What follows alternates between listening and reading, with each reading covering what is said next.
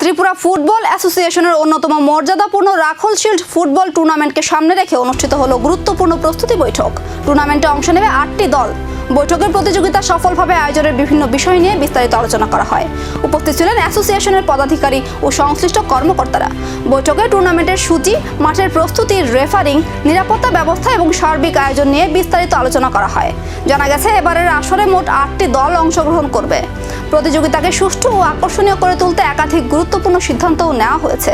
এখন ফুটবল প্রেমীদের নজর টুর্নামেন্ট শুরুর দিকেই। নমস্কার, শুভ সন্ধ্যা।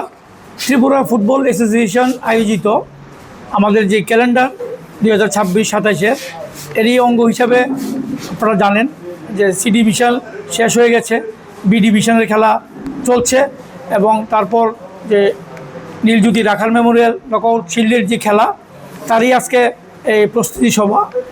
যেই 8টি ক্লাব অংশগ্রহণ করছে, অর্থাৎ বীরেন্দ্র ক্লাব, এগিয়ে চলো সংঘ, forward club, Lal Bahadur ব্যায়ামাগার, town club, কল্যাণ সমিতি, রামকৃষ্ণ ক্লাব এবং ব্লাডমাউথ ক্লাবের যে প্রতিনিধি, তাদের নিয়ে আজকে আমরা এই ত্রিপুরা ফুটবল অ্যাসোসিয়েশনের অফিস কক্ষে আলোচনা সভায় বসেছি।